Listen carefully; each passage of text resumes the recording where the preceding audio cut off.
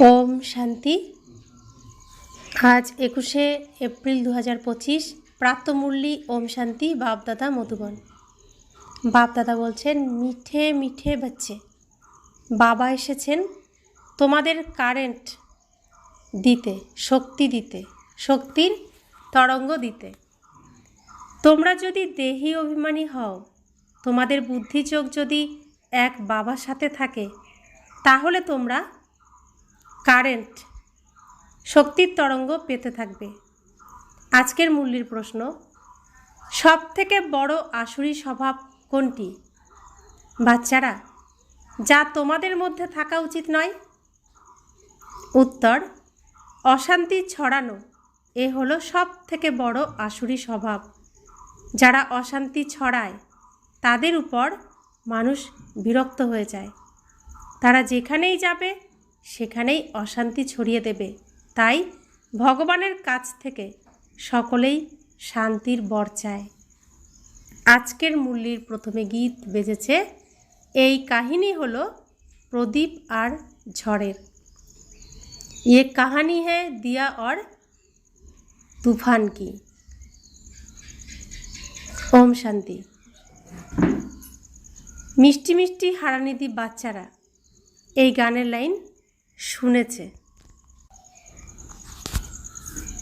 এই গান তো ভক্তিমার্গের। এরপর তাকে জ্ঞানে পরিবর্তন করা হয়, আর কেউই এর পরিবর্তন করতে পারে না। তোমাদের মধ্যেও কেউ কেউ পুরুষার্থের নম্বর অনুসারে জানতে পারে প্রদীপ কী আর ঝড় কী।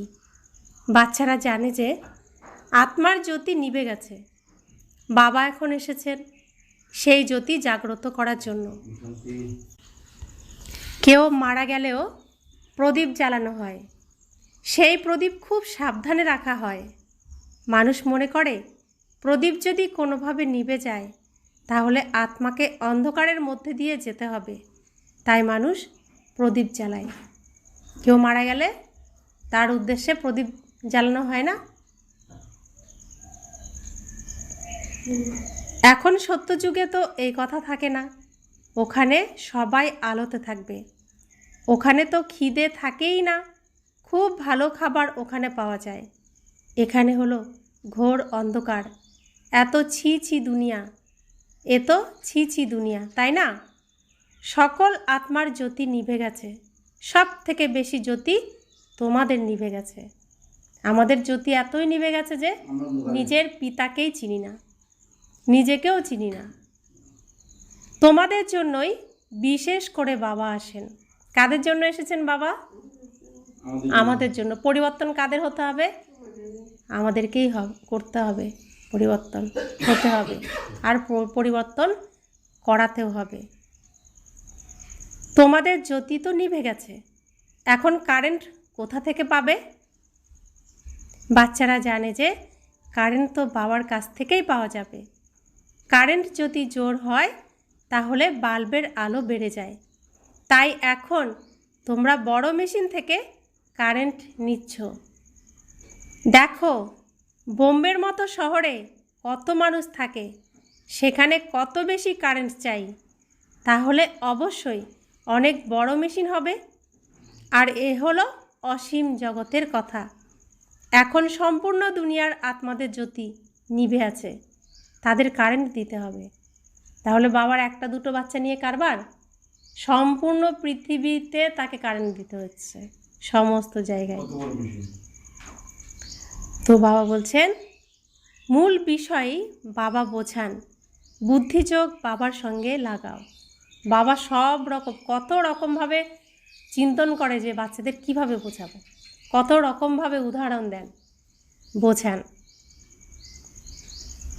তোমরা দেহি অভিমানী হও, বাবা কত উচ্চ, সম্পূর্ণ দুনিয়াকে পবিত্র করা সুপ্রিম পিতা এখন এসেছেন সকলের জ্যোতি জাগ্রত করতে। তো আমাদের পিতা কোথা থেকে এসেছেন? কত উচ্চ স্থান থেকে এসেছেন। কি কর্ম করতে এসেছেন? সম্পূর্ণ দুনিয়াকে পরিষ্কার করতে, পবিত্র করতে এসেছেন। আর প্রত্যেক আত্মার জ্যোতিকে জাগ্রত, প্রত্যেকে অজ্ঞান হয়ে পড়ে আছে, তো জাগ্রত করতে এসেছেন। তিনি সম্পূর্ণ দুনিয়ার মনুষ্য মাত্রেরই জ্যোতি জাগ্রত করেন। বাবা কে? তিনি কিভাবে জ্যোতি জাগ্রত করেন এ তো কেউই জানে না। তাকে জ্যোতি স্বরূপও বলা হয়। মানুষ আবার তাকে সর্বব্যাপীও বলে দেয়। সেই জ্যোতি স্বরূপকে মানুষ ডাকে, কেননা সকলের জ্যোতি নিভে গেছে। অখণ্ড জ্যোতি সাক্ষাৎকারও হয়। এমন দেখায় যে অর্জুন বলেছিল, আমি এই তেজ সহ্য করতে পারছি না, এ অনেক কারেন্ট। কিন্তু নিজের পিতাকে সহ্য করতে পারবে না সন্তান, এমনটা কি হয়? এমনটা হয় না। অরিজিনালি ব্যাপার হচ্ছে, আমরা যে শুদ্ধ পবিত্রতাকে ধারণ করছি, এ পবিত্রতার তেজ অনেক প্রবল। আর যারা অশুদ্ধ তারা এই তেজ সহ্য করতে পারে না। সেজন্য বলে এখানে যাবে না, এখানে এটা বন্ধ করো, বন্ধ করো, বন্ধ করো। এটাই তো করছে না। এই শুদ্ধ পবিত্রতার তেজ ওদের এত আঘাত করে অসুরগুলোকে, তো অসুরগুলো তাদের মুখ দিয়ে বলায় যে বন্ধ করো, এই তেজ, এই পবিত্রতার তেজকে সহ্য করতে পারে না। তো অর্জুনের উদাহরণ দিয়ে শাস্ত্রে এটা বর্ণনা করা হয়েছে যে এত তেজ সহ্য করতে পারছি না। তাই এই বিষয়কে তোমরা বাচ্চারাই এখন বুঝতে পারো, আমরা বুঝতে পারি। তো যে শুদ্ধ পবিত্র হবে, শুদ্ধতাকে গ্রহণ করবে, তার সামনে অশুদ্ধরা চিৎকার করবে, সহ্য করতে পারছি না, সহ্য করতে পারছি না বলে। তো এগুলো বুঝতে হবে, তারা করছে না, তাদের ভিতরের অসুরগুলো করছে। তাদেরকে ওই অসুরগুলোর থেকে আমাদের মুক্ত করতে হবে, তাদের কোনো দোষ নেই।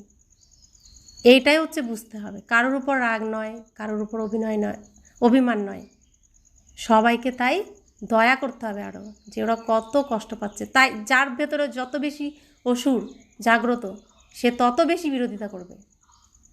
আর আমাদের কাজ হলো তাদেরকে মুক্ত করা। এই সমস্ত কথা আমরা এখন বুঝতে পারছি। সকলকে এই কথাই বোঝাতে হবে যে তুমি আত্মা, আত্মা উপর থেকে এখানে আসে। তাই আমরা কি বলি? ওপরে গেলেই শান্তি। পৃথিবী ছেড়ে আমাদের উপরে যেতে হবে, বলি না যে উপরে চলে যাব, উপরে গেলেই শান্তি। আর ওপরওয়ালা একজন আছেন, তো একজনের কাছে আমাদেরকে যেতে হবে। আত্মা উপর থেকে এখানে আসে। প্রথমে আত্মা পবিত্র থাকে, তার মধ্যে কারেন্ট থাকে, তখন সে শতপ্রধান থাকে। স্বর্ণযুগে আত্মা পবিত্র থাকে, তারপর তাকে অপবিত্র হতে হয়। আত্মা যখন অপবিত্র হয়, তখনই সে গডফাদারকে ডাকে যে এসে আমাদের উদ্ধার করো, অর্থাৎ দুঃখ থেকে মুক্ত করো। উদ্ধার করা আর পবিত্র করা এর অর্থ আলাদা আলাদা। নিশ্চয়ই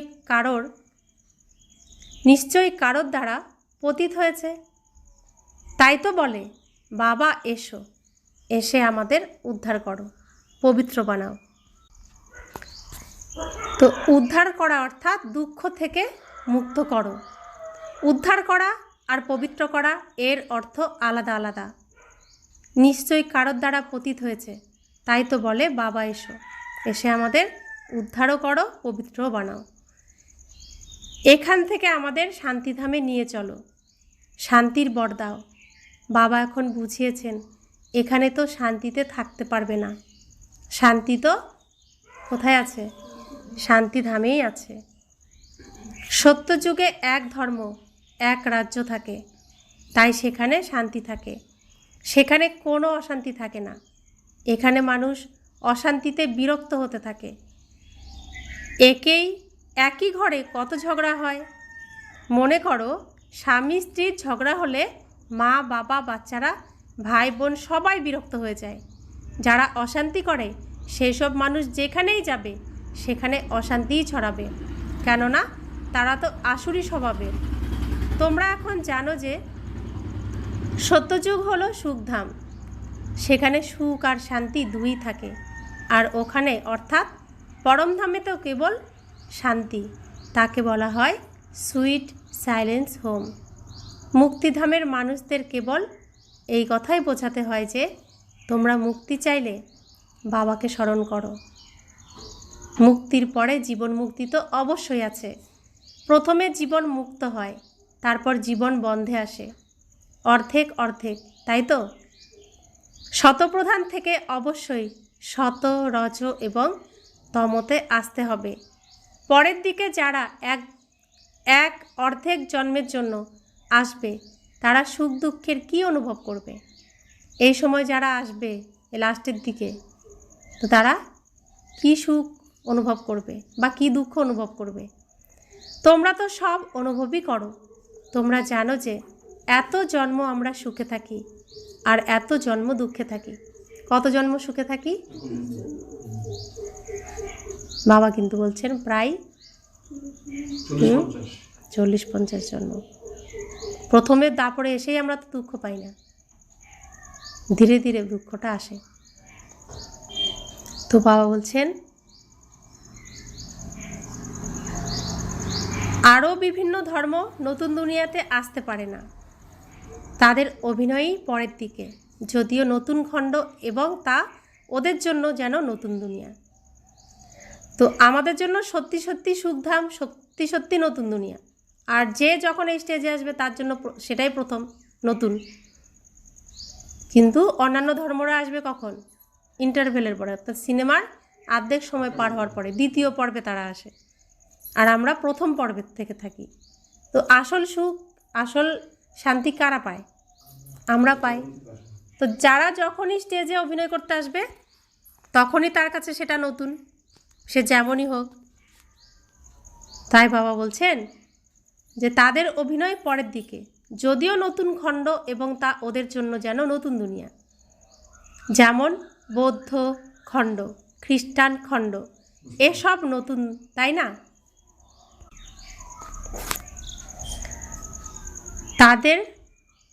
তাদেরও শত, রজ এবং তম স্থিতিকে পাশ করতে হয়। ঝাড়েরও তো এমন হয়, তাই না? ধীরে ধীরে বৃদ্ধি হতে থাকে। তো যে কোনো চারা প্রথমে 2টো পাতা বের হয়, তারপর ধীরে ধীরে অন্যান্য পাতা বের হয় না, তারপরে ধীরে ধীরে গাছটা চারার থেকে গাছে পরিণত হয়। তো কল্পবৃক্ষের ক্ষেত্রেও তাই। তাই বাবা বলছেন এমন তো দেখা যায় নতুন নতুন পাতা কিভাবে বের হতে থাকে। ছোট ছোট সবুজ পাতা বের হতে থাকে, তারপর ফুল বের হয়, নতুন বড়, নতুন ঝাড় খুবই ছোট হয়। তা আমাদের এখন এই কল্পবৃক্ষের ঝাড় কতটা বড় হয়েছে? ছোট না, আমরা সব পাতা। তো এই পাতা আবার মায়ারূপী পাখি খেয়েও ফেলে। গাছটা খুবই ছোট। আর এই গাছটা তৈরি করছে কে?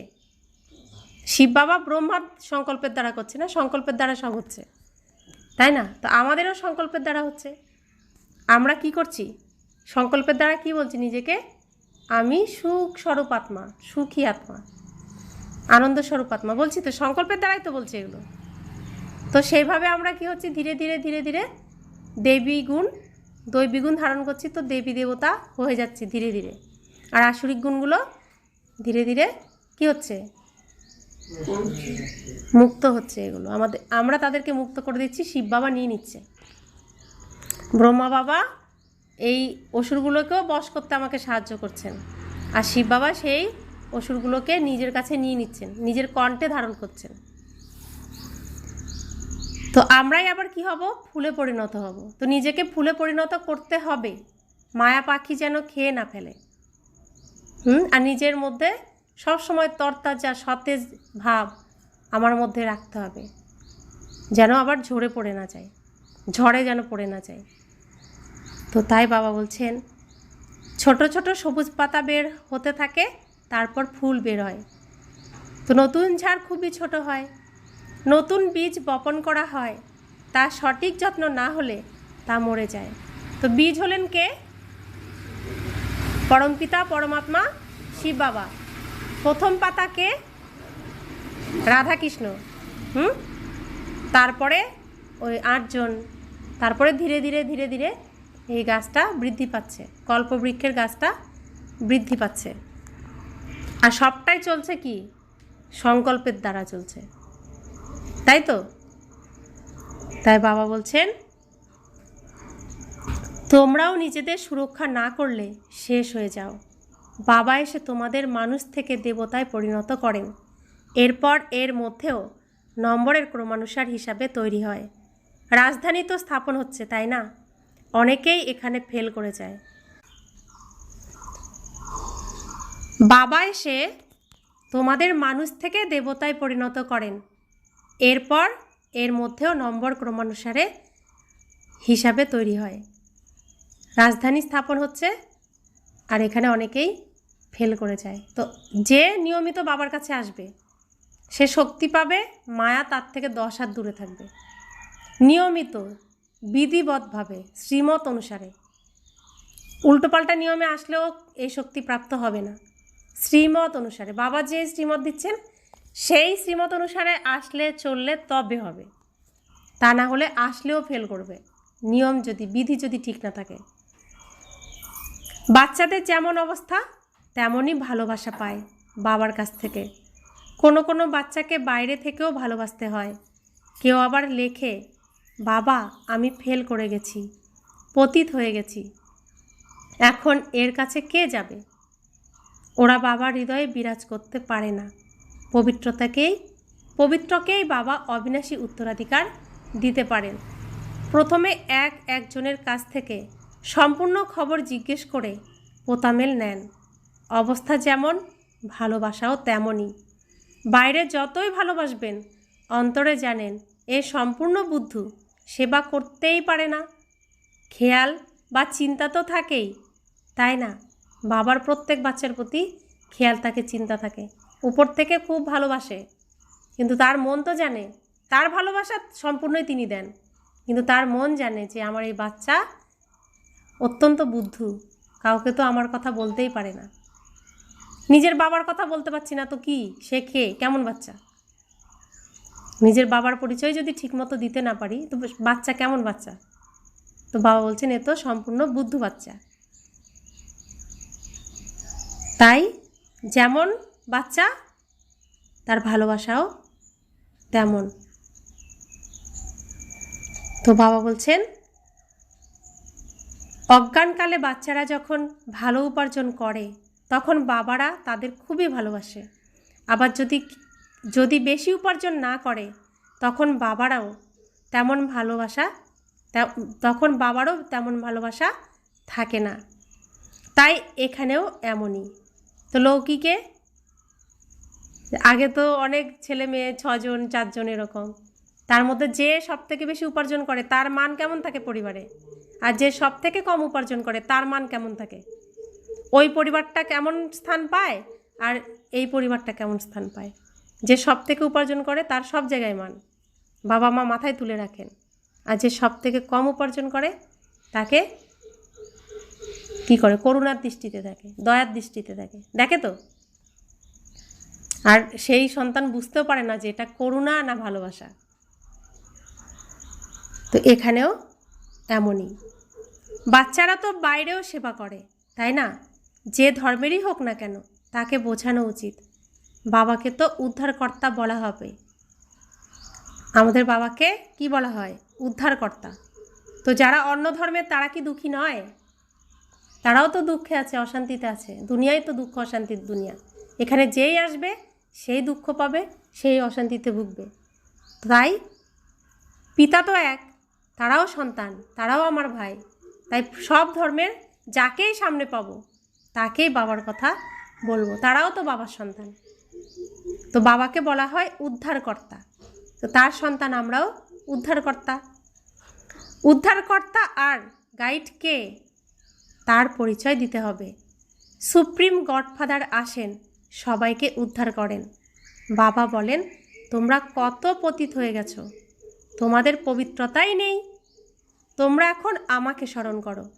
বাবা তো চির পবিত্র, বাকি সবাই অবশ্যই পবিত্র থেকে অপবিত্র হয়। তারা পুনর্জন্ম নিতে নিতে নেমে আসে। এই সময় সকলেই পতিত, তাই বাবা রায় দেন, বাচ্চারা তোমরা আমাকে স্মরণ করো, তাহলে পবিত্র হয়ে যাবে। মৃত্যু তো এখন সামনে উপস্থিত, পুরানো দুনিয়ার এখন অন্তিম সময়। মায়ার জোর এতই, তাই মানুষ মনে করে এই তো স্বর্গ। এখানে এত কিছু তৈরি করে রেখেছে রাবণ, মায়া। তো এই মায়ার দুনিয়ায় আমরা কি আজকে এই রেস্টুরেন্টে যাচ্ছি, আজকে এই পার্কে যাচ্ছি, আজকে অমুক জায়গায়, কালকে তমুক জায়গায়, কত জৌলুস। তো সবাই ভাবে যে এখানেই স্বর্গ। যারা একটু ধনী, আর্থিক অভাব কম, তারা তো বলে আমাদের ভগবান টগবানের দরকার নেই, এ তো দুঃখীরা যায়, আমরা তো ভালোই আছি। অর্থাৎ স্থূল ধনে আমি পরিপূর্ণ। হয়তো শরীর অসুস্থ হলে কি কেউ সুখী হতে পারে?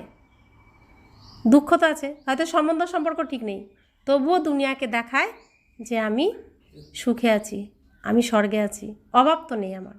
তো সুখ কাকে ভাবছে? তাহলে সুখ কিসে হয়? স্থূল জিনিসে হয় সুখ। শান্তি এটা কোনো আসবাবপত্রে হয়? শান্তিটা ভেতরে। তো তাদের শান্তি নেই, সুখ আছে, তাই বলে যে আমরা স্বর্গে আছি। স্বর্গ হলো সুখধাম। আর সুখ কিসে পাওয়া যায়? ফ্যান, গরমে ফ্যান চলছে, তো এটা কি শান্তি না সুখ? সুখ।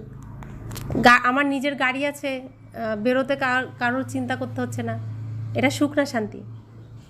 তো সুখের জন্য এটা প্রয়োজন, তো এর জন্য ওটা সুখধাম। আর এদের কাছে এই স্থূল সামগ্রী থাকাতে কি বলা হয়? ওরা বলে এখানেই স্বর্গ, তাই না? কিন্তু স্বর্গ কাকে বলবে? যেখানে পবিত্রতাও থাকবে, পবিত্র শান্তি, পবিত্র সুখ, সব কিছু পবিত্র, যেটা ভেতরের, আন্তরিক, নিজের মন তৃপ্ত থাকবে, সন্তুষ্ট থাকবে, সেটাই হলো অরিজিনালি সুখ শান্তি।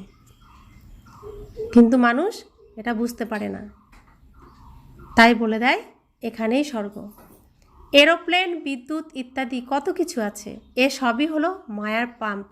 এ সবই এখন শেষ হতে হবে, তারপর স্বর্গে স্থাপন হয়ে যাবে। এই বিদ্যুৎ ইত্যাদি তো স্বর্গেও থাকে, তাহলে এইসব স্বর্গে কিভাবে আসবে? তাহলে যে জানে তেমন কাউকে চাই। তো সত্যযুগে স্বর্গে কোন বিদ্যুৎ থাকবে? কোন বিদ্যুৎ থাকবে? বাবা তো সত্যযুগে যাবেই না, সোলার থাকবে।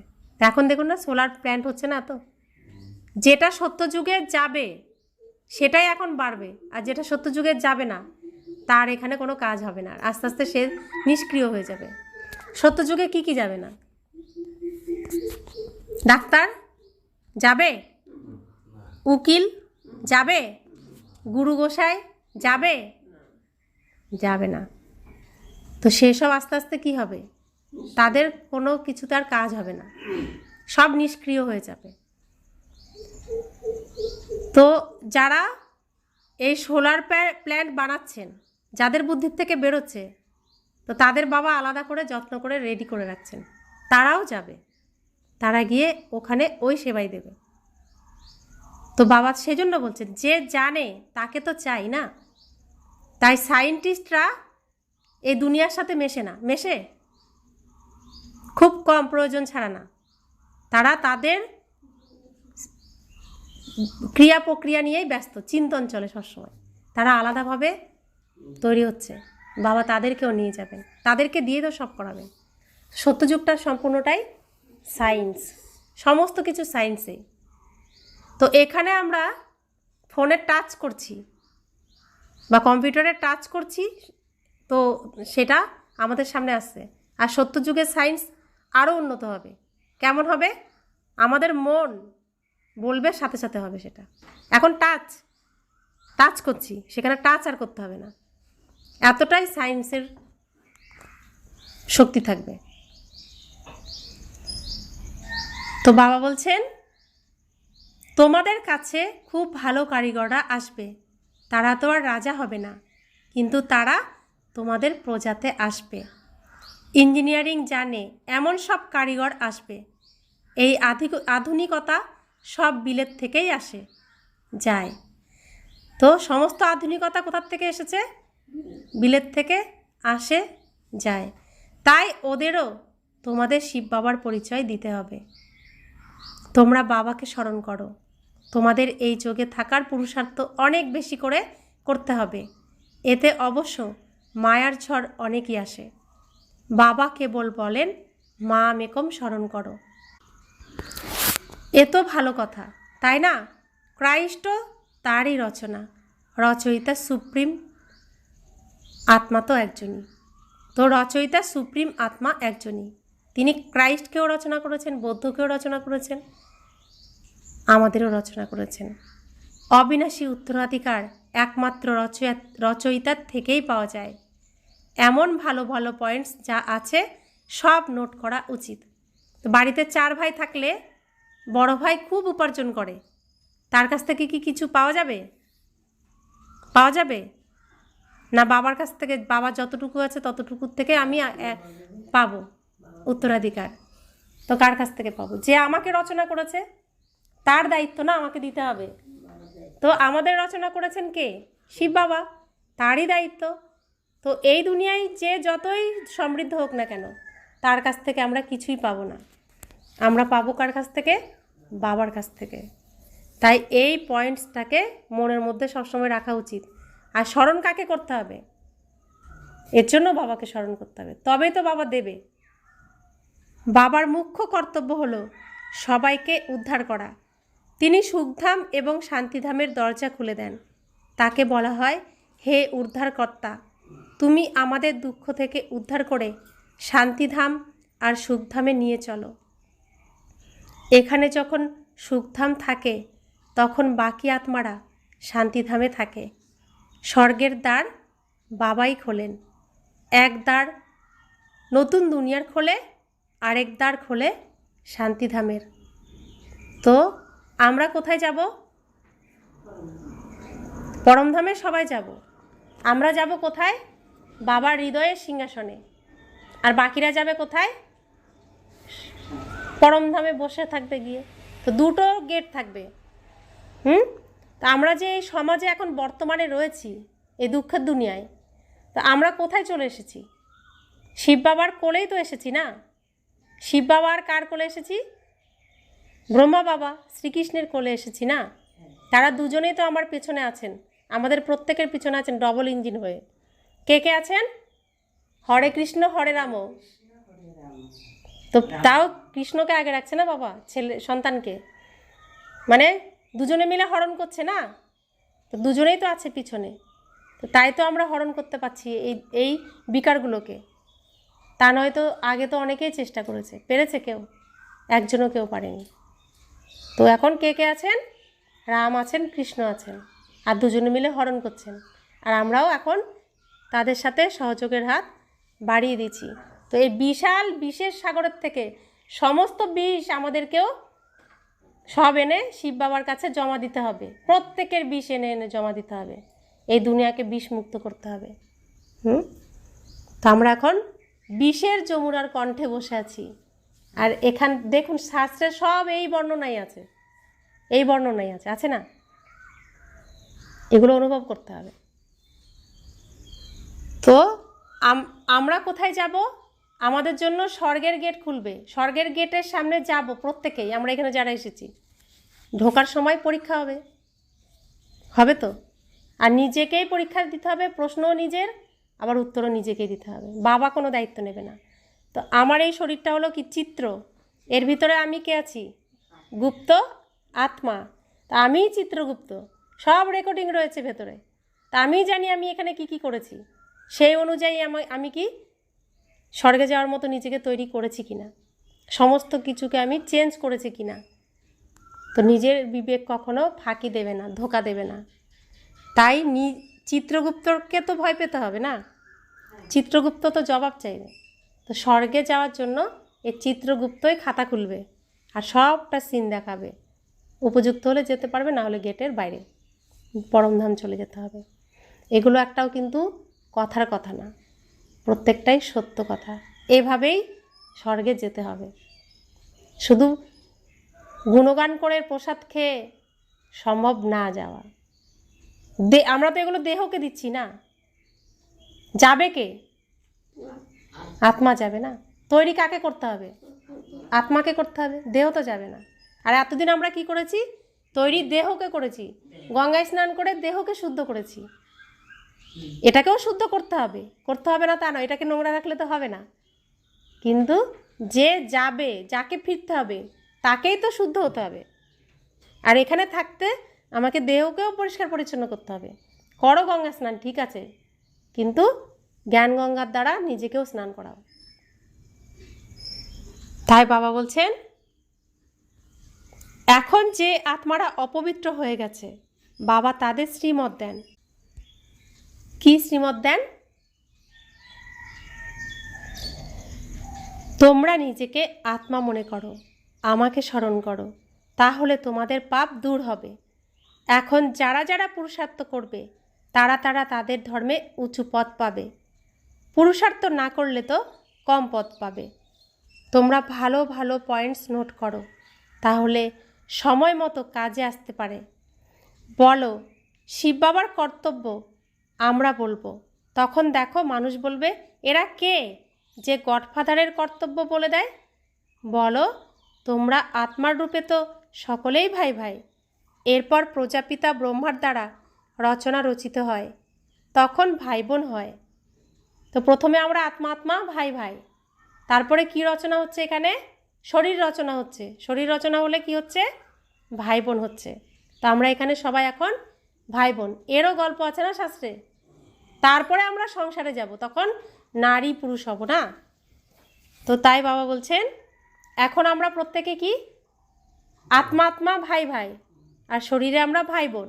সত্যযুগে আমরা আবার অভিনয় করতে আসবো, সেখানে আমরা নারী আবার পুরুষ হব, তাই না?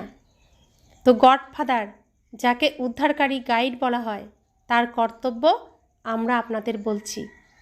আমাদের অবশ্যই গডফাদার বলেছেন, তাই আমরা আপনাদের বলছি। সন্তানরা বাবাকে দর্শায়, সন্তানের মধ্যে দিয়েই তো বাবার মান সম্মান প্রমাণিত হয় না, প্রকাশ পায়, প্রত্যক্ষ হয়। এও তোমাদের বোঝানো উচিত। আত্মা সম্পূর্ণ একটি ছোট তারা। এই চোখের দ্বারা আত্মাকে দেখা যায় না, দিব্য দৃষ্টির দ্বারা সাক্ষাৎকার হতে পারে। আত্মা তো বিন্দু, তাকে দেখলে কি আর লাভ হবে? বাবাও এমনই বিন্দু, তাকে সুপ্রিম সোল বলা হয়।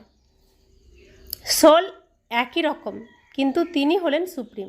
তো আত্মা সবাই একই সাইজের, একই রকম দেখতে, কিন্তু তিনি হলেন সুপ্রিম। সোল একই রকম, কিন্তু তিনি হলেন সুপ্রিম, নলেজফুল, ব্লিসফুল। তিনি উদ্ধারকর্তা এবং গাইড। তার অনেক মহিমা করতে হবে। বাবা অবশ্যই আসবেন, তবেই তো তিনি সাথে করে নিয়ে যাবেন। তিনি এসেই আমাদের এই জ্ঞান দেন। বাবাই আমাদের বলেন আত্মা এত ছোট, আমিও এমনই ছোট। এই জ্ঞানও তিনি নিশ্চয়ই কোনো শরীরে প্রবেশ করেই দেবেন। তো আত্মাকে কি বলে? অতি সূক্ষ্মাতি সূক্ষ্ম আত্মা আর অতি শক্তিশালী আত্মা। তা আমার পিতাও অতি সূক্ষ্মাতি সূক্ষ্ম আত্মা, আর তিনি হলেন সর্বশক্তিমান আত্মা। তো তিনি যেহেতু তার দেহ নেই, তাকে বলতে হবে, বলে শোনাতে হবে না সব কথা। তো তাকে শরীরে প্রবেশ করতে হয় নিজের মায়ার দ্বারা। বলে না নিজ মায়া বলে নিজেকে সৃষ্টি করি, তো তাকে সৃষ্টি করতে হয় নিজেকে এই ব্রহ্মার তনে এসে। আর এটাই হলো শ্রীকৃষ্ণের অন্তিম জন্মের অন্তিম শরীর। সেই অন্তিম জন্মের অন্তিম শরীরের মুখের দ্বারা তিনি এই গীতা জ্ঞান উচ্চারণ করেছিলেন। তাহলে শ্রীকৃষ্ণের মুখের উচ্চারিত বাণী এই কথাটা সত্য প্রমাণ হয়। তাহলে ব্যাসদেবের গীতার থেকে সেটা কি সত্য প্রমাণ হয়? হয়? হয় না। তো যিনি ব্যাসদেব তিনিও আজকে এখানেই আছেন। তিনি এখনও সেই কর্ম করবেন বলে তখনও এসে সেই কর্ম করবেন। তো নিশ্চয়ই আমাদের মধ্যেই কেউ এই পার্টও প্লে করবে দাপর যুগে, তাই না? তো শাস্ত্র রচনাও কারা করবে? আমাদেরই করতে হবে তখন। কিন্তু সত্যটা পাচ্ছি কখন? এখন, এই সময়, তাই তো? এগুলো হিসেব মিলে যাচ্ছে তো? মানতে তো অসুবিধে নেই। তাই গীতাকে সত্য প্রমাণ কারা করবে? আমরা। শ্রীকৃষ্ণের মুখের উচ্চারিত বাণী এটা মিথ্যা নয়, আবার ব্যাসদেব লিখেছেন সেটাও মিথ্যা নয়। তাহলে প্রমাণ কিভাবে করব? কখন কোনটা শ্রীকৃষ্ণ কোন সময় উচ্চারণ করেছেন প্রমাণ কিভাবে করব? এটাই তো প্রমাণ করতে হবে। আমাদের এটাই তো কর্তব্য যে ভগবান পিতা শ্রীকৃষ্ণের দ্বারা এই গীতা জ্ঞান দিচ্ছেন। তোমরা শ্রীকৃষ্ণপুরীতে যেতে চাইলে এই গীতা শোনো, এখানে এসে বোঝো। এটাই তো আমাদের বলতে হবে, তাই না? তো বাবা বলছেন, আমি আত্মার পাশে এসে বসবো। আমার মধ্যে শক্তি আছে, দেহ পেয়ে গেলাম, তাই ধনীও হয়ে গেলাম। তো তিনি ব্রহ্মা বাবার আত্মার পাশে টুক করে এসে বসে পড়েন। তারপরে ব্রহ্মা বাবা ড্রাইভারকে ওই গাড়ি চালানোর ডাইরেকশান দেন। বাবা যেমন যেমন গাড়ি চালাতে বলেছেন, ব্রহ্মা বাবা তেমন তেমন করে ওই গাড়ি, ওই রথকে চালিয়েছেন। তো গাড়িও তো এই সিস্টেমেই তৈরি হয়েছে। ড্রাইভারের পাশে একজন বসে না, একজনের পাশে আরেকজনও বসে যায়। তো সেরকম গুলজার দাদিও এরকমই আসেন, তাই না? এর বেশি আর না। আর বেশি বসতে পারে ড্রাইভারের পাশে? তো গাড়িও দেখুন এই সিস্টেমেই তৈরি। তো বাবা বলছেন, এই দেহের দ্বারা আমি বসে বোঝাই। একে অ্যাডামও বলা হয়। অ্যাডাম হলো প্রথম মানুষ। তাহলে প্রথম মানুষ কে হলো? এই পৃথিবীতে প্রথম মানুষ কে? শ্রীকৃষ্ণ।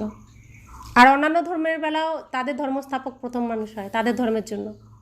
ইসলামের জন্য ইব্রাহিম প্রথম মানুষ, খ্রিস্টানদের জন্য যীশুখ্রিস্ট প্রথম মানুষ, বৌদ্ধের জন্য গৌতম বুদ্ধ প্রথম মানুষ, তাই না?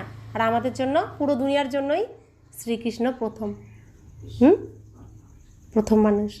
তো তাকে যার যার ধর্মে যে রকম নাম দেওয়া হয়েছে সেভাবেই বর্ণনা করা হচ্ছে।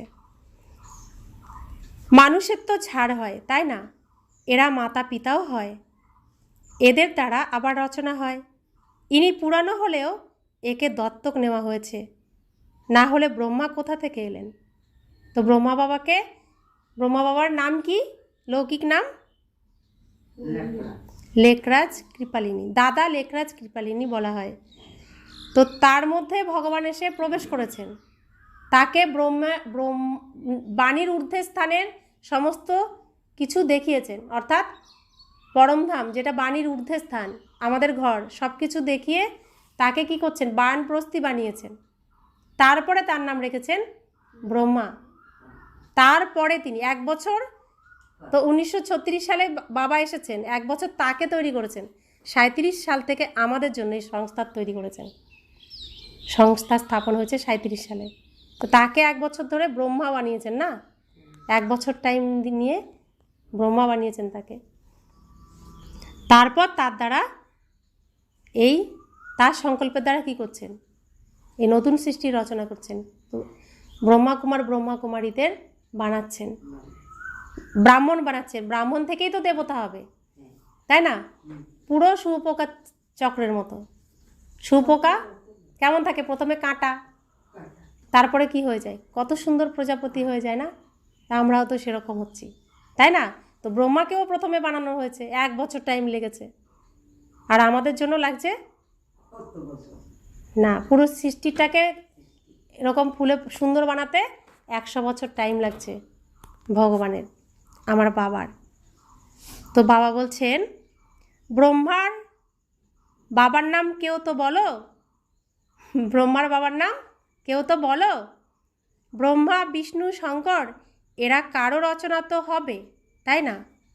রচয়িতা তো একজনই, বাবা তো এনাকে অ্যাডপ্ট করেছেন। এ যদি কোনো ছোট বাচ্চা বসে শোনায় তাহলে বলবে এর অনেক জ্ঞান। যেই বাচ্চাদের খুব ভালো ধারণা হয় তাদের অনেক খুশি থাকে, তারা কখনো ক্লান্ত হয়ে হাই তোলে না। কেউ যদি না বোঝে তখন হাই তুলতে থাকে। এখানে তো তোমাদের কখনো হাই তোলা উচিত নয়। উপার্জনের সময় কখনোই হাই আসে না। এই প্রত্যেকটি কথা কি কত মূল্যবান! এই দুনিয়ায় এই কথা কেউ বলতে পারবে? এই দুনিয়ায় বলতে পারবে কেউ? তো ভগবানই বলতে পারেন এইসব কথা। তো এক একটা কথা হলো কত দামি দামি রত্ন, বুদ্ধিরূপী পাত্রে খুব যত্ন করে ভরতে হবে। তো বাবা বলছেন, উপার্জনের সময় কখনোই হাই আসে না। গ্রাহক না থাকলে কাজ কারবার যদি না চলে তখনই হাই আসতে থাকবে। এখানেও অনেকের ধারণা হয় না, কেউ তো একদমই বুঝতে পারে না, কারণ দেহ অভিমান থাকে। দেহি অভিমানী হয়ে বসতে পারে না, কোনো না কোনো বাইরের কথা স্মরণে এসে যায়। বাবার সামনে বসে আছি, বাবা পড়াচ্ছেন, তবুও কোনো না কোনো বাইরের কথা স্মরণে এসে যাবে। পয়েন্টস ইত্যাদিও নোট করতে পারবে না। তীক্ষ্ণ বুদ্ধির যারা, তারা চট করে নোট করে নেবে। এই পয়েন্টস খুব ভালো। ছাত্রদের চালচলনও তো টিচাররা দেখতে পায়, তাই না?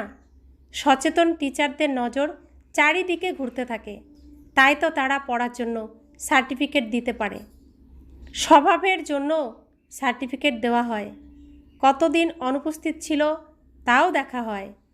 এখানে তো যদিও বা উপস্থিত হয়, তবুও কিছুই বুঝতে পারে না, তাই ধারণাও হয় না। কেউ বলে আমার মোটা বুদ্ধি, ধারণা হয় না। বাবা আর কি করবেন? তো বাবার তো কিছু করার নেই না। এ হলো তোমাদের কর্মের হিসাব নিকাশ। বাবা তো সকলের জন্য একরকমই প্রচেষ্টা করান। তোমাদের ভাগ্যে না থাকলে আর কি করবেন? স্কুলেও কেউ পাস, কেউ আবার ফেল করে।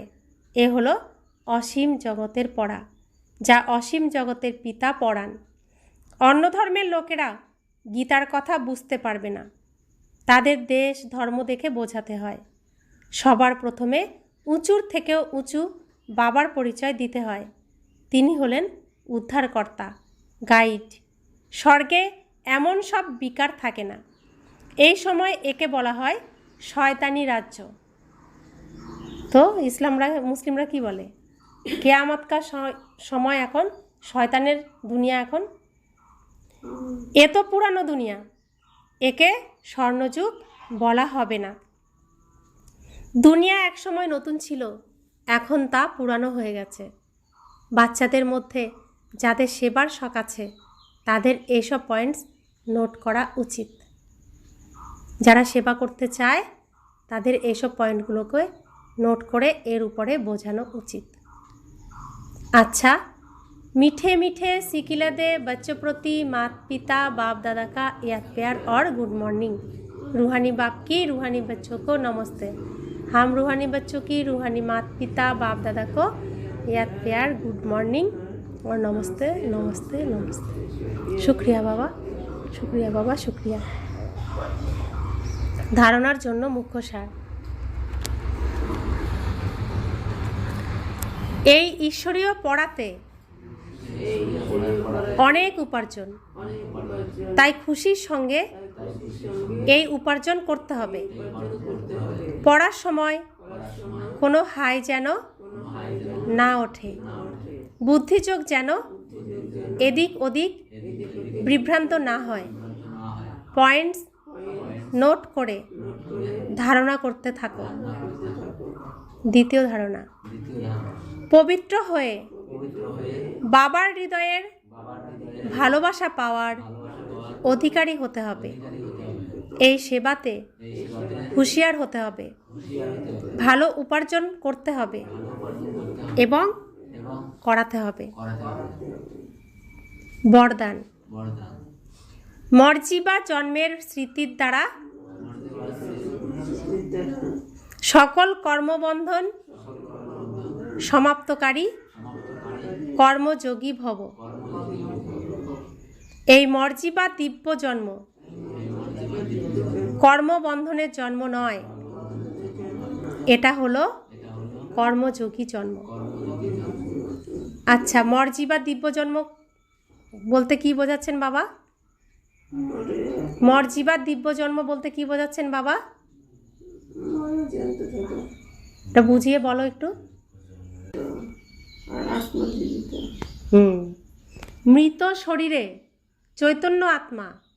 আমি সত্য চৈতন্য পিতার কাছে পড়াশোনা করতে এসেছি। আত্মা এসেছি পড়াশোনা করতে, শরীর এখানে পড়াশোনা করতে আসেনি। এখানে মিলতে এসছে কে?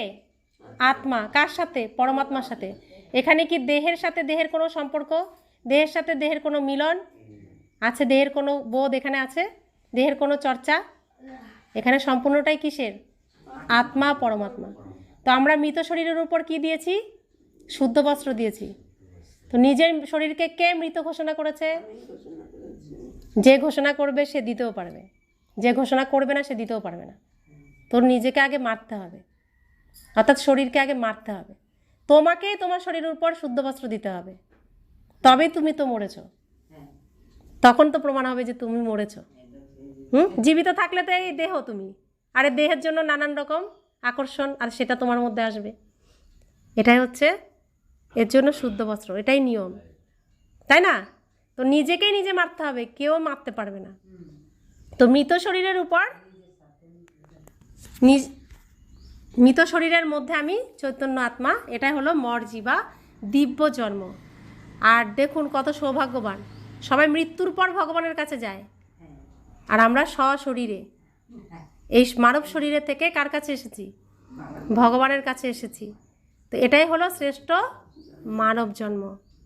বারে বারে এখানে আসা হবে না, একবারই আসা যায়, চান্স একবারই পাওয়া যায়। ফেল করলে বহু কল্প অপেক্ষা করে করে তারপরে আসতে হবে। তো শ্রেষ্ঠ ভাগ্যকে আরও সৌভাগ্যবান বানাও, উপার্জন করো, আর প্রত্যেক জন্ম এরকম লাভ উঠাতে থাকো। তো বাবা বলছেন এটা কর্মবন্ধনের নয়, কর্মবন্ধন এটা ছাড়ানোর, এটা কর্মযোগীর জন্ম। এই অলৌকিক দিব্য জন্মে ব্রাহ্মণ আত্মা স্বতন্ত্র আছে নাকি পরতন্ত্র? আমরা স্বতন্ত্র আছি নাকি পরতন্ত্র? নিজে বাবা শ্রীমত অনুযায়ী চলতে পারছি না অন্যের দ্বারা প্রভাবিত হচ্ছি? বাবা এসেছেন এই পরাধীনতার থেকেই স্বাধীন করতে। আর এই স্বাধীনতাই আমরা চেয়েছিলাম, চাইতাম স্বাধীন স্বাধীন স্বাধীন থাকবো, কিন্তু কিসের থেকে স্বাধীনতা চাই জানতাম না। এক জায়গায় ঝামেলা করে অশান্তি করে বেরিয়ে চলে গেছি স্বাধীন থাকতে গিয়ে, সেখানে আবার বন্ধনে জড়িয়েছি, সেখান থেকে আবার বেরোতে চেয়েছি, কিন্তু সত্যি সত্যি স্বাধীনতা কি আমরা বুঝতে পারিনি। আজ আমরা বুঝতে পেরেছি যে সত্যি সত্যি স্বাধীন তো নিজেকেই নিজেই করতে হবে, ভেতরের সমস্ত এই শিকলগুলোকেই মুক্ত করতে হবে, কোনো মানুষের দ্বারা সেটা হবে না। তো বাবা বলছেন এই দেহ লোনে পাওয়া গেছে সমগ্র বিশ্বের সেবা করার জন্য। পুরানো শরীরে শক্তি ভরে বাবা চালাচ্ছেন, দায়িত্ব বাবার নাকি তোমাদের? বাবা ডাইরেকশন দিয়েছেন যে কর্ম করো, তোমরা হলে স্বতন্ত্র। যিনি চালনা করার তিনি চালাচ্ছেন। এই বিশেষ ধারণার দ্বারা কর্মবন্ধনগুলিকে সমাপ্ত করে কর্মযোগী ভব। তো কর্মের মধ্যে কি কি আসে? কি কি আসে? কর্ম, কর্ম কাকে বলে?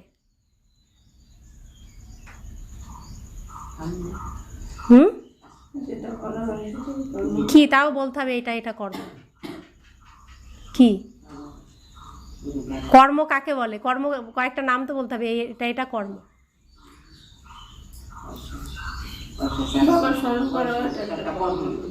প্রথমে নিজের দেহকে দেখো, নিঃশ্বাস নিচ্ছি, এটা কর্ম না কর্ম না? কর্ম। খাচ্ছি, এটা কর্ম কি কর্ম না?